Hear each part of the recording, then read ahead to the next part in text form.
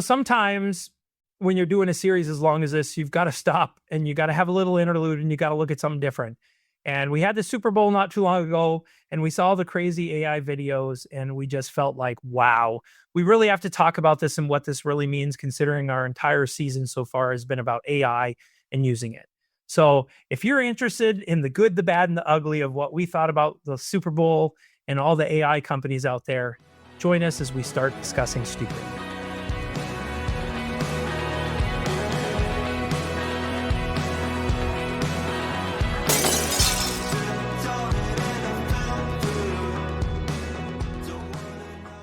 Well, sometimes in the middle of what are we up to, 400 part AI series or something right now? Something like that, yeah. Yeah.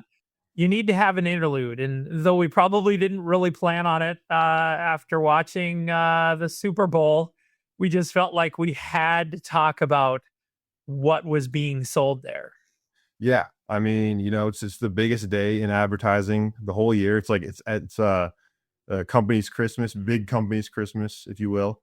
But it was just pretty staggering to see the amount of AI advertisements that we saw during the Super Bowl commercials. So Yeah. on Clapboard go by, I want to quiz you actually. So there's Okay, well, I gotta say this though. One of the most interesting headlines I read was basically something that AI spent millions trying to sell us stuff we didn't want. pretty much There, so that'll be a good kickoff from there. So anyway, go ahead. Well, yeah, that's pretty much what it was like, and I mean, you feel like the desperation kind of like on their end of like, crap, we've invested so much money in this, like, how do we like convince everyone that it's like worth buying into And not scary as crap. Yeah, like, oh my gosh, it was wild. But okay, so there were 66 ads during the Super Bowl. How many of those do you think were involving AI?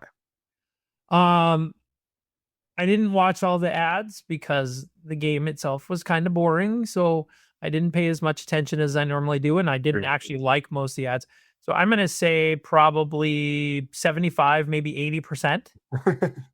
Well, it was actually 23%, but it felt like, okay, wow. Yeah. It felt like that. I mean, yeah. I'm going to disagree with that. So they might have been AI specific, but like the one that, like the Dunkin' Donuts one and that. So no matter what, the way they de-age people is through AI. So, it probably didn't count in their ticker, but overall, a lot of the things they do to like clean up things or add backgrounds and that's all AI. Yeah. I think, they should just use the actors as they were in that one, in my opinion. Yeah. I actually think it would have been funnier if they would have just showed them as being as old as I. Yeah. But, back to what you first said, the amount of money spent on, the AI spent on these commercials in the Super Bowl. I looked it up before this recording. So one 30-second Super Bowl ad spot costs $8 to $10 million. And that's just the ad spot. So, and honestly, it's funny, like the amount of money spent in the production of the ad, given that a lot of them were used with like, varying levels of AI, I gotta imagine it's just a fraction of the. Oh yeah, I'm sure it is. I'm sure it is in that. So, I mean, it's just crazy what the Super Bowl ads, which is why we wanted to talk about it. I mean, let's be honest, the cringe factor of there's kind of the two sides of this that are applicable to us. One, how businesses are trying to use AI, and two, what AI is basically trying to sell us that you can use it for. So there's really two pieces of that. And it, to me, so many of them were cringy. I mean, they were just cringy. They were trying to lean into what everybody's fears are. And I don't know. I mean, maybe there's people that actually think that they sold them on, oh, it's not that scary. When, we talked about like the Alexa Plus one where Chris Hemsworth is looking at all the different ways he could die. It's like, it's so funny because we've had movies about that stuff for so long and TV shows and everything. And it's not that far of a leap. I mean, all it takes is one more step and it to be like, you know what, you're interfering in me doing my job. So here, go stand under this garage door and let me drop it on you. and that they leaned into it and thought it was funny watching a bunch of kids. I don't know. It's crazy. Yeah. That's not really the point of our podcast, but there's probably some motivation around what they're doing. Well, this whole thing, it really like stems back to why we started this series in the first place, is because like the way AI is marketed, they make all these claims about like how much easier it's gonna make your life and how like seamlessly integrated it'll be into life. But the way they advertise it, they make it seem like all you have to do is push a button and then AI is just gonna do everything for you. But that's not how it works, And And in all fairness, that's marketing 101, and that's been marketing for a long time. I mean, marketing is always supposed to be about telling you that everything's going to be easy and this is going to make your life 100 times better. I don't necessarily fault it for that. It's that there are a fair number of people that believe that and that will believe its answers. And the thing is, like, if I get a new, if I get a new lotion and it says it's going to make my skin baby soft, I can put the lotion on me and I can feel across there and go, did that make my skin feel baby soft? And so I have something provability here. AI will sit there and say, I'm going to do these 10 things for you, and it's going to do it the way it thinks you want it. And then you're going to take it at face value and you're going to hand it into somebody else, and they're going to go, what the hell is this?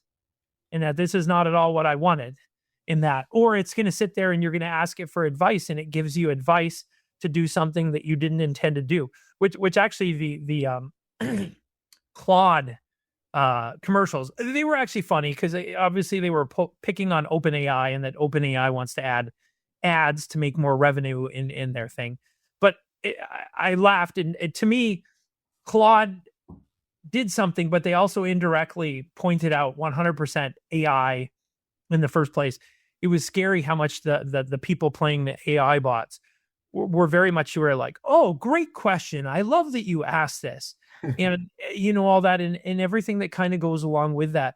And then on the other side, it's like, wow, now that you did it, let me offer you lifts for your shoes because you're short, and that. But AI does that anyway. I mean, it would take the ads out of it.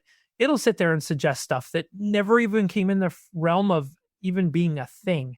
And we see ads and articles and all this kind of stuff.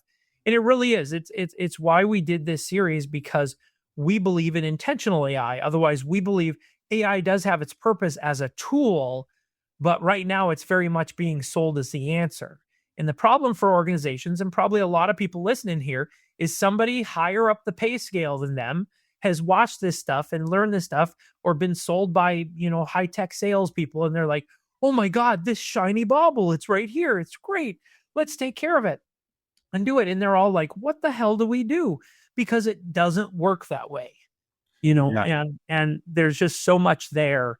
Take just the entire video side out of it, of creating AI generated videos, and just go into the practical AI applications. And it really is being sold as something that it doesn't live up to at all. Yeah. I mean, I don't know. I feel like it's kind of reflective of society in a way, like the uses that they're trying to present for the AI. It's like, people are so tired. People are like, oh my God, like, they have all these tasks at work or whatever. And it's like, if they can find a piece of technology to kind of like replace their effort, it's all about like saving time and effort. And that is really what these companies are selling in these commercials. Like you look at, but it's to a disturbing degree, though, is the thing. Like It is, with but it's human nature to want, something to make your lives easier. I mean, we have a million different products out there that are about making our lives easier. Some of it is good in that it actually improves society. Some of it is taking us closer, probably to, if you've ever seen Wall-E, the Pixar movie, and where all the people are sitting in there and they can't even stand up because they have their little portable chairs that do it. I mean, it's a slippery slope. But obviously, we're not here totally to talk about this. We're here to talk about this.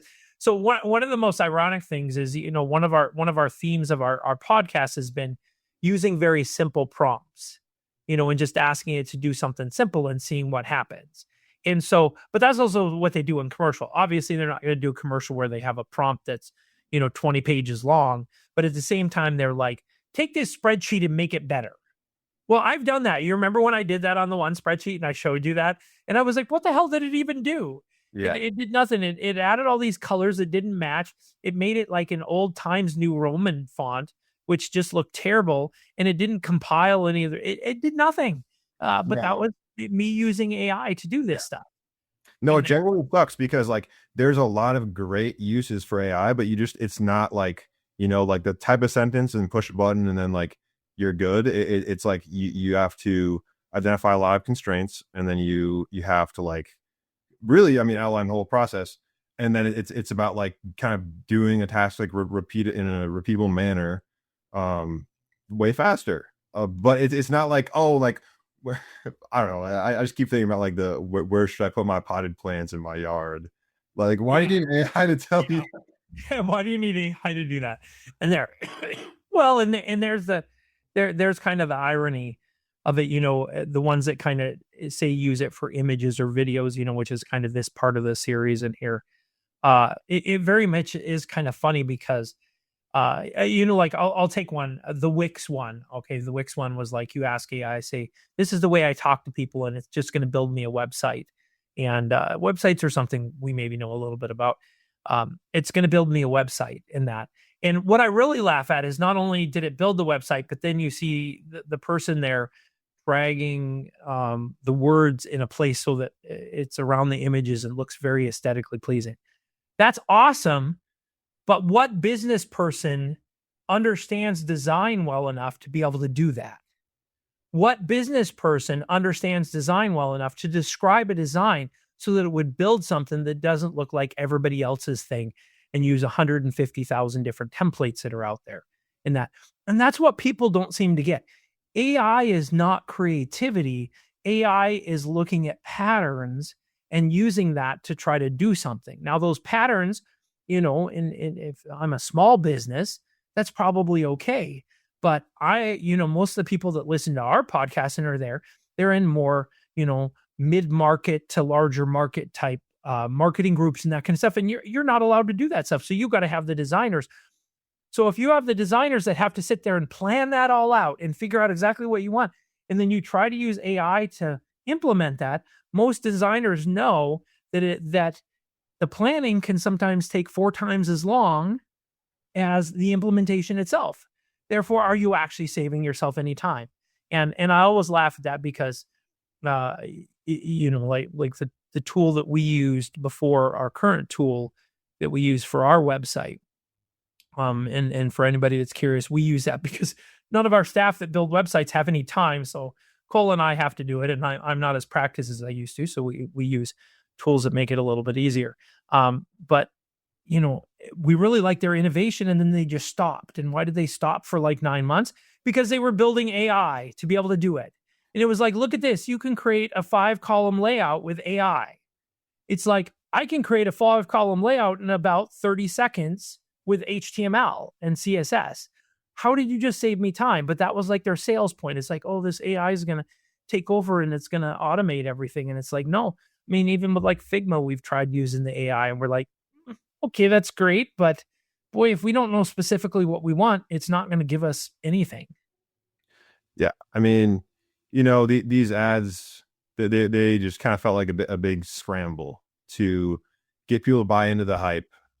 But unfortunately, like that isn't really what gets the ROI that people are like seeking with this type of technology. Well, I mean, I've been in technology long enough to know that everything has a hype level, everything has a buzzword level, and it all eventually implodes. It doesn't mean that it doesn't eventually become a very useful tool, and I really do think AI has its place. Obviously, if you needed to do things like advanced calculations or help you understand complex problems or look at a wide variety of information and bring it down into something sensible, you'd never get any disagreement from me. You can't always rely on the results, but overall you've got that. But when you start using it in the side that we're talking about, so in building websites and all that kind of stuff, it falls down too much. It falls down too much, and it's being sold like it's going to be the savior. If you have 5 people on your web team, by the time you implement AI, you might only need like a half-time person to do everything you need to do. And it's just not true. I mean, but that's what it's being sold because they're companies that want to make money, and therefore they're telling you that they can do that. Yeah, what was in their little demo, it works. Yeah. Tell all this for GenSpark who they were like, GenSpark, I don't want to work in there. This is like, yeah, that was funny. I'm going to say that I have a lot of respect for the actor that was in that, because obviously I've seen him since I was a kid in there, and I didn't have a lot of respect for. I mean, that to me is a money grab type role right there, because we know that stuff isn't true. Now, though you can do cool things. I mean, you can do cool things, and you can do that. But I was giving you the analogy. When you start talking about how easy or hard this stuff is to do.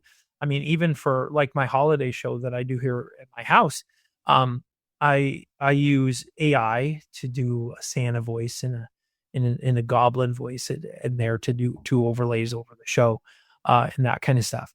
And if I just put in a paragraph and say, read this, it'll read it, maybe with a little bit of emotional inflection, but not really anything. I've got to sit there and use their syntax to add pauses and say words that I want stretched out and all that kind of stuff. And there's a lot of effort that goes in there to get 2 sentences down to sound like it's actually Santa Claus, or to sound like it's actually a goblin saying, whoa, ha, ha, ha, and that kind of stuff. I mean, there's the reality of it, and these commercials. Now, I know we wanted to kind of keep this episode short, so I think we should talk about the other side for just a few minutes, which is the AI used in there. You mean like the Svedka one? The Svedka one. Okay. Yeah. I don't even know. I mean, it's like this hyper realism thing that AI does is just so cringy. It just feels like it in that. And there's one side of me that's very happy that it does that, because you can tell that's AI. If it ever gets to the other side, I get really scared about it being just too realistic. Well, it probably will. I don't look forward to that day. I mean, there's already some pretty hyper realistic, similar AI video stuff out there. Like, I mean, even, and this isn't quite the same thing, but the Artless commercial, where it was like, hey, we made this commercial for like, very easily, and like you can type in a sentence and make it like 5 days. Yep. And I was like, I don't even understand what the commercial was trying to say. It was like, it was like a way you can make and just put it out there. Yeah. All I can say is that the marketing or the PR firms or whoever the marketing firms that did these, they should have some questions, because sometimes they get all sold on just as long as you make something look cool, it'll sell something. But from that side, it isn't. And if you stuck with us here kind of towards the end, I'll just say, what was the point of this episode? Well, it was to talk about, kind of AI in real life and what organizations are doing. And you figure how many Super Bowl ads? You said 66 and 23%. So 23% at 10 billion a spot is 230 billion, or sorry, 10 million. About like the upper end of 10 million a spot.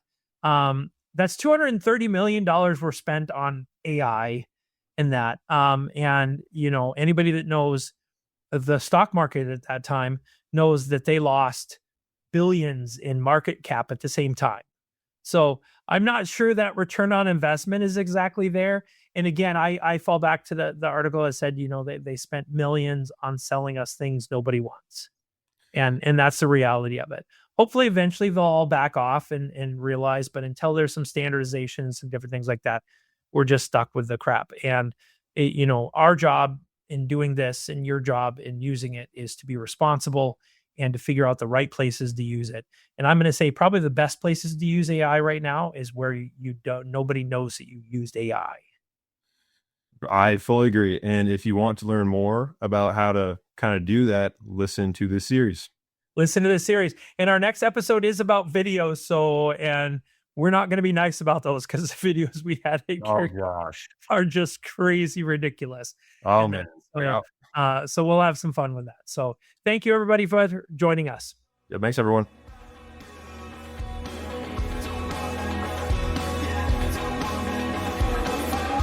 Just a reminder, we'll be dropping new episodes every 2 weeks. If you enjoyed the discussion today, we would appreciate it if you hit the like button and leave us a review or comment below. And to listen to past episodes or be notified when future episodes are released, visit our website at www.discussingstupid.com and sign up for our email updates. Not only will we share when each new episode drops, but also we'll be including a ton of good content to help you in discussing stupid in your own organization. Of course, you can also follow us on YouTube, Apple Podcasts, Spotify, or SoundCloud, or really any of the other favorite podcast platforms we might use. Thanks again for joining, and we'll see you next time.